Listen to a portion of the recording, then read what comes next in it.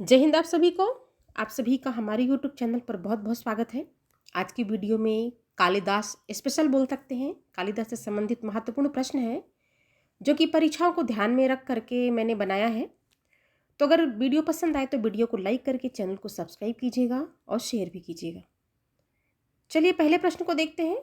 पहला प्रश्न है कि कालिदास की प्रथम रचना कौन सी है? ऋतुसंहार, कुमार संभव, मेघदूत, मालविका अग्निमित्रम। तो कालिदास की जो प्रथम रचना है वो कौन सी है? तो वो है ऋतुसंहार। कालिदास की जो प्रथम रचना है वो ऋतुसंहार है।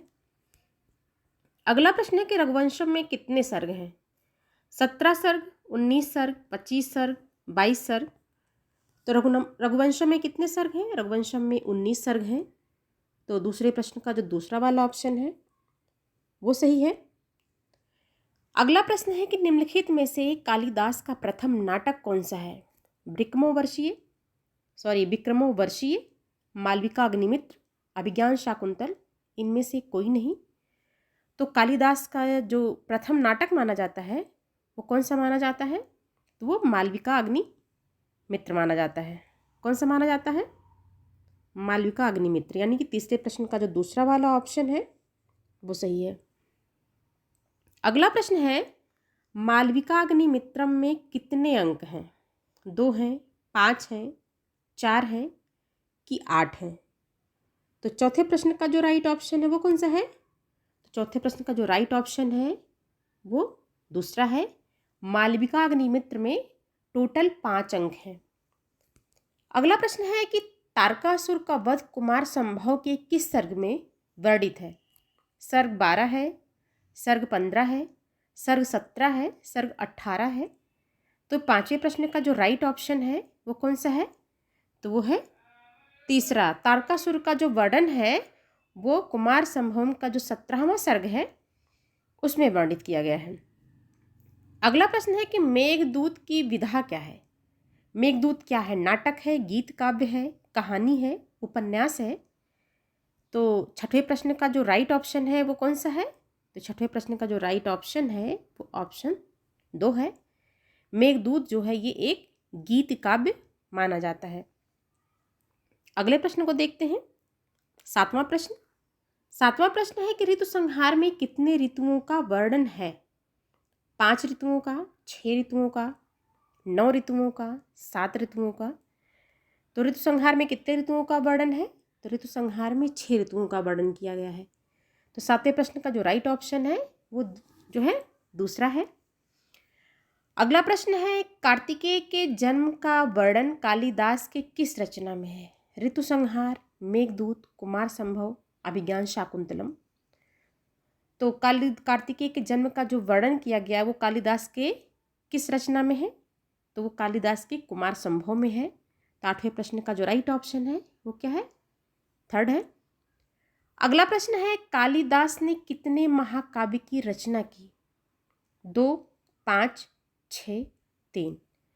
तो कालिदास ने कितने महाकाव्य की रचना की है? तो 9वें प्रश्न का जो राइट ऑप्शन है वो क्या है? 9वें प्रश्न का जो राइट ऑप्शन है वो दूसरा है। कालिदास ने 5 महाकाव्यों की रचना की। अगला प्रश्न है कालिदास किस रीति के सर्वोच्च कवि हैं? गौड़ी, वैदर्भी, रीति। इनमें से कोई नहीं। तो 10वें प्रश्न का जो राइट ऑप्शन है वो है वैदर्भी। कालिदास जो है वो वैदर्भी रीति के जो है सर्वोच्च कवि माने जाते हैं। अगला प्रश्न है कि नंदिनी की सेवा रघुवंशम के किस सर्ग में वर्णित है? सर्ग 2 में, सर्ग 5 में, सर्ग 4 में, सर्ग 3 में? तो 11वें प्रश्न का जो राइट ऑप्शन है वो कौन सा है? तो 11वें प्रश्न का जो राइट ऑप्शन है वो ऑप्शन पहला वाला है। नंदिनी की जो सेवा का जो है वर्णन किया गया है वो सर्ग 2 में वर्णित किया गया है। अगला प्रश्न है कि रघुवंशम में कितने राजाओं का वर्णन मिलता है? 22 राजाओं का, 23 का कि 31 का कि 41 का? तो 12वें प्रश्न का जो राइट ऑप्शन है वो है तीसरा। रघुवंशम में 31 राजाओं का वर्णन मिलता है। नेक्स्ट प्रश्न है कि रघुवंशम में कुमार शब्द का प्रयोग किसके लिए किया गया है? गणेश के लिए, कार्तिकेय के लिए, राम के लिए, शंकर के लिए। तो कुमार संभव में जो कार्तिकेय शब्द का प्रयोग कुमार संभव में कुमार शब्द का जो प्रयोग किया गया है वो कार्तिकेय के लिए किया गया है। तो तरह प्रश्न का जो दूसरा वाला ऑप्शन है वो सही है। अगला प्रश्न है कालिदास का तीसरा नाटक कौन सा है? मालविका अग्निमित्र, अभिज्ञान शाकुंतलम, विक्रमोर्वशीय, इनमें से कोई नहीं। तो 14वें प्रश्न का जो राइट ऑप्शन है वो कौन सा है? तो वो है दूसरा, अभिज्ञान शाकुंतलम। क्या है? अभिज्ञान शाकुंतलम कालिदास का तीसरा नाटक है और कालिदास का अंतिम नाटक भी इसको आप बोल सकते हैं। कालिदास का अंतिम नाटक पूछा जाए तो भी अभिज्ञान शाकुंतलम और तीसरा नाटक पूछा जाए तो भी अभिज्ञान शाकुंतलम, क्योंकि उन्होंने 3 नाटकों की ही रचना की थी, मालविका अग्निमित्र, विक्रमोर्वशीय और अभिज्ञान शाकुंतलम। अगला प्रश्न है कालिदास का प्रथम नाटक कौन सा है? मालविका अग्निमित्र, विक्रमोर्वशीय, अभिज्ञान शाकुंतलम, इनमें से कोई नहीं। तो 15वें का जो राइट ऑप्शन है वो कौन सा है? वो है ऑप्शन ए, मालविका अग्निमित्र जो है ये कालिदास का जो है प्रथम नाटक माना जाता है। अगले प्रश्न को देखते हैं। अगला प्रश्न है कि ऋतु संहार में कितने सर्ग हैं? 5 सर्ग हैं, 6 सर्ग हैं, 3 सर्ग हैं कि 8 सर्ग हैं?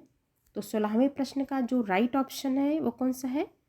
तो वो है दूसरा, ऋतु संहार में कितने सर्ग हैं? 6 सर्ग हैं। ऋतु संहार में 6 ऋतुओं का वर्णन किया गया है और ऋतु संहार में जो है 6 सर्ग भी हैं। अगला प्रश्न है कि मालविका अग्निमित्र में कितने श्लोक हैं? 55 हैं, 46 हैं, 69 है कि 82 हैं? तो 17वें का जो राइट ऑप्शन है वो है थर्ड, तीसरा वाला, 69 जो है श्लोकों का जो है वर्णन है। अगला प्रश्न है कि सीता स्वयंवर और राम विवाह का वर्णन रघुवंश के किस स्वर्ग मिस्टेक हो गया है, किस सर्ग में है? 11वें में, 12वें में, 15वें में कि 16वें में? तो सीता स्वयंवर और राम विवाह का जो वर्णन किया गया है वो रघुवंशम के किस सर्ग में मिलता है? तो 18वें प्रश्न का जो राइट ऑप्शन है वो ऑप्शन ए जो है पहला है, 11वें सर्ग में मिलता है। अगला प्रश्न देखते हैं। अगला प्रश्न है विक्रमोर्वशीय में किसका वर्णन है? राजा दिलीप का, राजा पुरूरवा का, दुष्यंत का, इनमें से कोई नहीं। तो 19वें प्रश्न का जो राइट ऑप्शन है वो कौन सा है? तो 19वें प्रश्न का जो राइट ऑप्शन है वो दूसरा वाला है, विक्रमोर्वशीय में राजा पुरूरवा का वर्णन मिलता है। निम्नलिखित में से कौन सी रचना लघुत्रयी में नहीं आती है? रघुवंशम, कुमार संभवम, मेघदूत और ऋतु संहार। तो 20वें प्रश्न का जो राइट ऑप्शन है वो जो है चौथा वाला है, ऋतु संहार जो है वो क्या है? वो लघुत्रयी में जो है नहीं आती है।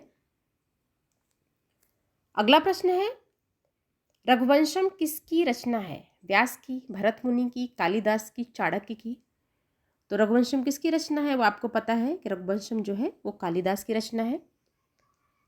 अगला प्रश्न है कालिदास की अंतिम कृति कौन सी है? ऋतु संहार, मेघदूत, अभिज्ञान शाकुंतलम, रघुवंशम? तो अभी हमने आपको बताया था ऊपर की वीडियो में कि अभिज्ञान शाकुंतलम जो है ये कालिदास की जो है अंतिम कृति मानी जाती है। तो 22वें का जो राइट ऑप्शन है वो कौन सा है? तो तीसरा है। अगला प्रश्न है कि अभिज्ञान शाकुंतलम का अंगिरस है, श्रृंगार है, करुण है, अद्भुत है कि हास्य है? तो अभिज्ञान शाकुंतलम का जो अंगिरस माना जाता है वो श्रृंगार रस माना जाता है। तो 23वें का राइट ऑप्शन कौन सा है? पहला वाला। नेक्स्ट प्रश्न है कि कौन सा कवि कालिदास से पूर्ववर्ती है? ये बहुत ज़्यादा इंपॉर्टेंट क्वेश्चन है, कई बार पूछा हुआ है। कालिदास के पूर्ववर्ती कौन थे? भारवी, भास, भरत, भवभूत? तो कालिदास के जो पूर्ववर्ती माने जाते हैं वो कौन माने जाते हैं? तो वो भास माने जाते हैं। तो 24वें का जो राइट ऑप्शन है वो कौन सा है? दूसरा वाला। अगला प्रश्न है लघुत्रयी में कौन सा ग्रंथ माना जाता है? नैषधचरित, शिशुपालवध, कुमार संभव? सभी गलत हैं। तो 25वें का जो राइट वाला ऑप्शन है तो वो तीसरा है, कुमार संभव जो है ये लघुत्रयी में माना जाता है। अगला प्रश्न है कि अभिज्ञान शाकुंतलम नाटक में कितने छंदों का प्रयोग है? 20, 25, 24, 14। तो 26वें का जो राइट ऑप्शन है वो कौन सा है? तीसरा है। अभिज्ञान शाकुंतलम में कितने छंदों का प्रयोग है? 24 छंदों का प्रयोग जो है मिलता है। 27वां प्रश्न है कि अनावृत कपाटम द्वारम धेहि किसने कहा? शूद्रक ने, विद्योत्मा ने, कालिदास ने कि विश्वनाथ ने? तो 27वें प्रश्न का जो है राइट ऑप्शन कौन सा है? तीसरा है, अनावृत कपाटम द्वारम देहि। ये कालिदास ने कहा था जब घर आए और दरवाज़ा खोलने के लिए उन्होंने बोला दरवाज़ा खोलो, तो उन्होंने संस्कृत में बोला था अनावृत कपाटम द्वारम देहि। अगला प्रश्न है कि दुष्यंत शकुंतला का विवाह था, कैसा था? गंधर्व विवाह था, देव विवाह था, असुर विवाह था कि प्रजापति विवाह था? तो दुष्यंत और शकुंतला का जो विवाह था वो गंधर्व विवाह था। तो 28वें का जो पहला वाला ऑप्शन है ये सही है। 29वां प्रश्न है कालिदास के पूर्ववर्ती कौन नाटककार हैं? ये क्वेश्चन रिपीट हुआ है। भारवी, भरत, भास, भवभूति। तो कालिदास के पूर्ववर्ती कौन है? तो भास है। अगला प्रश्न है विश्व का प्रसिद्ध नाटक कौन सा है? महावीर चरित, उत्तर रामचरितम, मृच्छकटिकम, अभिज्ञान शाकुंतलम। तो विश्व का जो प्रसिद्ध नाटक माना जाता है वो अभिज्ञान शाकुंतलम माना जाता है। तो 30वें प्रश्न का जो राइट वाला ऑप्शन है वो कौन सा है? तो वो है चौथा वाला ऑप्शन। अगला प्रश्न है अभिज्ञान शाकुंतलम के किस अंक में शकुंतला दुष्यंत के गंधर्व विवाह का वर्णन है? प्रथम अंक में, तृतीय अंक में, चतुर्थ अंक में, पंचम अंक में? तो 31वें प्रश्न का जो राइट वाला ऑप्शन है वो कौन सा है? तो वो है दूसरा। जो तृतीय अंक है अभिज्ञान शाकुंतलम का उसमें जो है दुष्यंत शकुंतला के गंधर्व विवाह का वर्णन मिलता है। 32वां प्रश्न है अभिज्ञान शाकुंतलम में कितने अंक हैं?